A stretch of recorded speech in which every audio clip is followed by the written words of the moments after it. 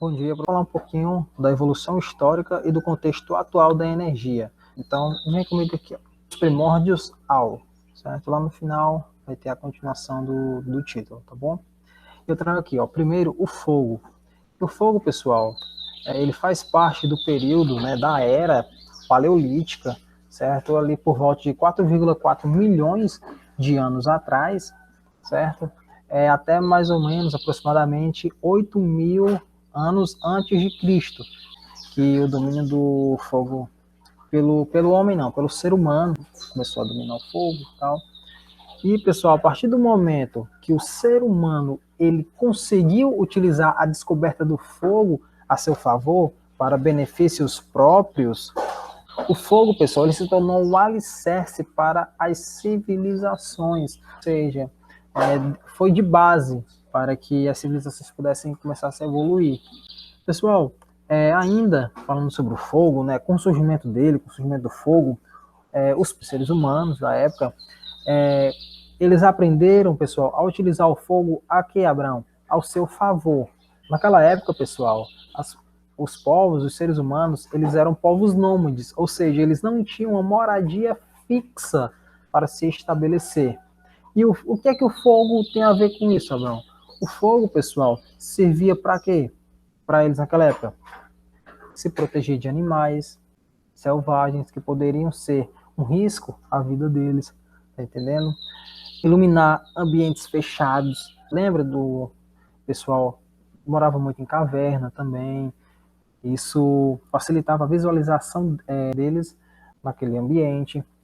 E, pessoal, com o surgimento do fogo, aprimoramento do ser humano com fogo, houve também o desenvolvimento da metalúrgica. Abraão, explica um pouquinho sobre isso daí, que eu não consegui associar. O desenvolvimento da metalúrgica, as técnicas de descoberta de moldagem do metal a partir do que, Abraão? Do fogo.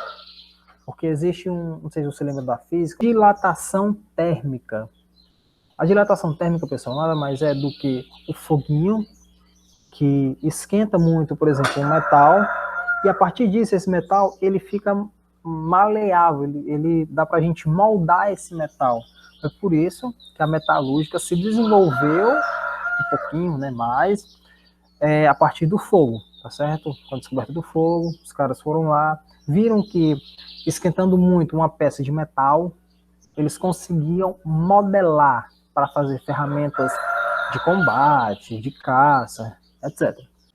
Aí, pessoal, continuando, tem também aí para você, na outra imagem, os combustíveis fósseis, tá certo? E, seguinte, ó, o primeiro avanço na geração de energia trouxe aos seres humanos um mundo de novas possibilidades. Pronto, discorre mais sobre isso daí. A descoberta do fogo, pessoal, fez com que a humanidade conhecesse os benefícios do calor, né, para si próprio, enfim, como para se proteger de animais, aquele negócio. Aí, pessoal, o recurso, né, esse recurso que é o fogo, e atualmente ele é oriundo de quê, geralmente? Da queima de combustíveis e quê, pessoal? Fósseis, tá bom? Mas naquela época, Abraão, tudo indica que era a partir de quê? Dos estudos históricos. A partir da lenha, do uso da lenha. A lenha era queimada para ter o fogo. Então, o fogo, ele foi transformado em quê, Abraão? Em movimento. Ou seja, isso permitiu alguma coisa, Abraão? Teve benefícios mais ainda para a população? Teve sim, como a construção de fábricas, certo? E aplicação também do fogo nos transportes. Bom, pessoal, e também nesse período, os combustíveis fósseis, como o carvão mineral, o petróleo, você sabe que o petróleo é muito importante aí no nosso dia a dia, e o que também? E o gás natural, tá certo? Que eles também, né, evoluíram, os combustíveis fósseis também evoluíram bastante, e até hoje, pessoal, eles representam a mais importante fonte de energia, tá bom? A mais importante fonte de energia, inclusive o que, Abraão? Gerando tecnologias mais avançadas. Tudo suave, pessoal? Tudo tranquilo? Bem de boa? Então, vamos continuar. Mas, pessoal, apenas há pouco mais de 100 anos que surgiu uma coisinha muito bacana também, que você usa no seu dia a dia muito. Eu vou passar aqui o slide para você ver. Energia elétrica, a eletricidade. Que eletricidade, Abraão? Ela é o que, cara? Ela marca o símbolo da era da informação, tá certo? Ou seja, você pode ver aí o seu celular, o seu notebook, o seu computador de mesa, né, que a gente chama. Todos eles precisam de quê? De energia elétrica para carregar a bateria, para funcionar, etc e tal. A internet que eu estou utilizando neste momento, que você está utilizando nesse momento para assistir esse vídeo, também só é possível por causa da energia elétrica, que ela que possibilitou esse mar de conexão. Tudo bem até aí, pessoal? Então, vem comigo aqui, ó. Então, pessoal, posso falar para você, ó, que se a gente avançar um pouquinho na nossa linha do tempo, né, vamos fazer uma linha do tempo imaginária aqui, da nossa espécie, nós tivemos o descobrimento da eletricidade, pessoal, sabe onde? Lá na Grécia Antiga, com um carinha chamado Tales de Mileto, que você já ouviu falar nesse cara lá na filosofia. Então, pessoal, até interessante a história da descoberta da energia, né, por Tales de Mileto, é bem bacana. Eu não vou trazer aqui porque senão vai ficar muito denso, vai ficar muita coisa para se falar, vai ficar muito comprido esse vídeo, tá bom? Mas é muito bacana. Na época, pessoal, o próprio Tales de Mileto, ele não sabia do que se tratava a eletricidade, pessoal. Mas essa descoberta, a descoberta da eletricidade, abriu um caminho para diversas outras que viriam pela frente. Ou seja, se expandir, né, em outras palavras, tá bom? Aí, pessoal, mais à frente eu tenho para você aí as fontes renováveis e não renováveis. Que as matrizes energéticas, pessoal, vamos falar atuais, né, elas abarcam fontes não renováveis. Pessoal, onde a proporção dessas energias renováveis e não renováveis variam de quê? De país para país, obviamente, e também das características geológicas, climáticas e de região também, tá bom? Ou seja, em um país subdesenvolvido, esse país, obviamente, teoricamente, ele não vai usar uma energia renovável. Por quê, Abraão? Porque, cara, geralmente você usar uma energia renovável é mais caro. Em um país subdesenvolvido, um país que não tem tanta grana, que não é desenvolvido, ele não tem como gastar essa grana com energia renovável. Tudo suave, pessoal? Tudo tranquilo? Bem de boas? Aí, Abraão, e um país desenvolvido, cara? Geralmente, os países desenvolvidos, pode pegar a Dinamarca, por exemplo, são países que se preocupam um pouquinho mais, né, com o meio ambiente, com a queima de combustíveis fósseis, com a poluição, né, com a emissão de gases no meio ambiente, tá bom? E teoricamente, né, se eles estão mais preocupados nisso, eles procuram não agredir tanto o meio ambiente, tá bom? Suave? Entendeu aí mais ou menos? Então vamos continuar. Pessoal, as principais fontes não renováveis são derivadas de que, Abraão? Combustíveis fósseis, né? De fósseis, né? Vamos falar assim. Que, pessoal, até um corpo virar um fóssil, seja ele de um animal, de um vegetal, né? A partir da decomposição, isso demora milhões de milhares de anos. E então nós podemos falar que esses recursos são o quê? São finitos. Eles acabam, eles se esgotam, eles cessam. Concorda comigo? Abraão, não, cara, não concordo, discordo de você. Me dê um exemplo. Se nós estamos hoje, né, uma reserva de petróleo, né, vamos falar assim, que foi decomposto, né, de corpos, de corpos de animais, de vegetais, enfim.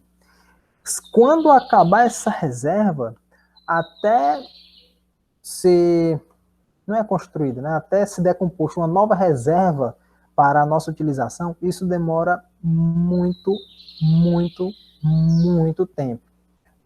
E, pessoal, dentro dessas reservas que são finitas, que se esgotam, que elas acabam, que elas cessam, nós temos aí, entre elas, o que? O carvão mineral, o gás natural, o petróleo. Lembra que a gente falou do petróleo um pouquinho mais atrás? Pronto, petróleo também, cara. Abraão, tem impacto ambiental aí? Tem sim. Que, pessoal, esses impactos, eles provocados, né, pela utilização das fontes não renováveis, né, são muito maléficas. Por que, Abraão? Porque eles liberam gases poluentes durante o que? A combustão, durante a queima. Entre eles, Abraão, você pode me citar um? Posso.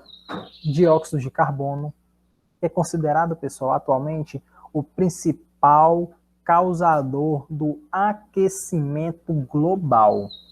Tá certo? Você já ouviu falar do aquecimento global, você sabe o que é isso, sabe o que é preocupante, aquele negócio todo. E sim, dióxido de carbono é o principal gás poluente, né, causador do aquecimento global. Abraão, são liberados outros tipos de gases, outros gases poluentes? Sim, cara. Monóxido de carbono, que é um gás muito tóxico. E em menor quantidade, pessoal, também são liberados o quê? O óxido de enxofre, certo? O óxido de enxofre e o óxido de nitrogênio, né? Que esses dois gases, eles são responsáveis por um fenômeno chamado de chuva ácida. Beleza, Brown, cara. Agora fala das fontes renováveis, tá bom? Vou falar sim, cara, agora para você. E, pessoal, as fontes renováveis, pessoal, são aquelas o que, Abraão?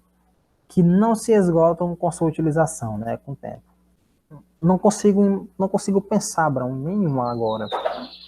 Energia solar, energia eólica, a energia geotérmica, a hidráulica, nuclear, também os derivados da cana-de-açúcar, né, como o álcool. É que você fala, não, Abraão, mas a cana-de-açúcar é limitada, cara, para se usar, né? E, de certa forma, sim, né? Mas ela é classificada como uma fonte renovável, né? Porque ela pode ser produzida, mas só que ela tem uma limitação, né, temporal da sua produção. Ela é considerada uma fonte renovável. Beleza? Deixa eu passar o slide. Dos primórdios, né, ao contexto atual. Cara, no contexto atual, eu trouxe mais, alguns dados que me chocaram muito, que me chamaram muita atenção, tá certo? Como, tanto por ser humano, né, como ser um cara que está na academia, tá certo? Eu trago para você, cara. O banco, aí, ó, pessoas sem acesso à energia elétrica no século XXI.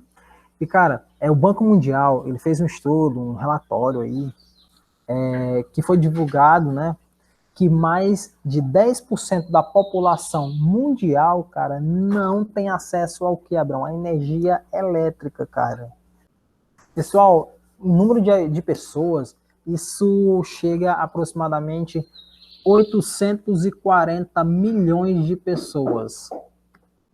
A maior parte está concentrada onde? Onde, Abraão? Na América, na África, na Europa, na Ásia. Lá na África, cara. Mais precisamente na África subsaariana, né? Que é aquela parte da África que fica ao sul do deserto do Saara. Pessoal, 870 milhões de pessoas. Onde 570 milhões de pessoas, pessoal, vivem sem acesso à eletricidade. Isso é só nessa região, tá certo? Pessoal, 44% das pessoas nessa região, né, da África subsaariana, elas têm acesso ao fornecimento de energia elétrica, certo? E o resto do mundo, pessoal, em contraponto, tem 89% acesso à energia elétrica. 89% global, 44% na África. Aí o negócio como é preocupante, cara. Abraão, cara, fala do Brasil, e fiquei curioso sobre esse ponto. Cara, no Brasil atualmente são 2,5 milhões de domicílios, de casas, de lares brasileiros que não têm acesso à energia elétrica. Abraão, fala isso em número de habitantes, cara. 11 milhões de habitantes brasileiros que não têm acesso à energia elétrica. Ou seja, isso é um número preocupante. É muita gente, podemos até pensar, cara, mas isso é mentira, né? Século XXI, aqui eu tenho minha tomadinha aqui na minha casa, só colocar aqui, tem energia elétrica para mim.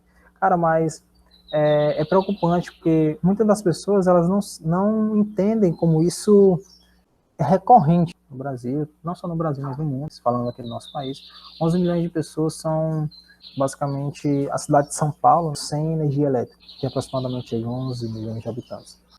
Então, pessoal, espero que vocês tenham gostado. É isso. Até mais e um forte abraço.